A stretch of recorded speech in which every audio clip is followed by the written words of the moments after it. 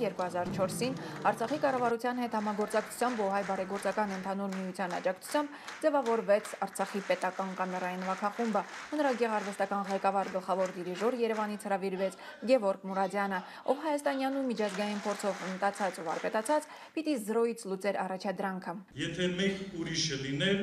ես կարծում եմ, որ մենք դժվարություններ ենք ունենում։ Կրակոտ բնավորության շնորհիվ Գևորգ Մուրադյանը հեղափոխություն կատարեց դասական երաժշտության ավանդույթներ չունեցող Արցախում։ Գևորգ Մուրադյանի շնորհիվ Արցախի պետական կամերային նվագախումբը ոչ միայն սերունդներ է կրթում, այլ նաև արժանվույնս Արցախը ներկայացնում արտասահմանում։ Ես երջանիկ եմ, որ Աստծո կամոք այստեղ եմ գտնվում, սա իմ հարազատ հողն է, ջուրն է եւ այստեղ արյուն են թափել մեր ազատամարտիկները։ Մայստրոն պապերի կորցրած Խարբերդի կռիվն է տալիս Արցախում եւ նրա անունացոր նվիրումն ու Արցախում դասական երաժշտության տարածման գործում ունեցած բացառիկ ավանդը միշտ բարձր է գնահատվել ժողովրդի կողմից։ Ծննդյան 70-ամյակի կապակցությամբ ու այդ նույն ավանդի համար Արցախի նախագահի հրամանագրով Գևորգ Մուրադյանին շնորհվել է Արցախի ժողովրդական արտիստի կոչում։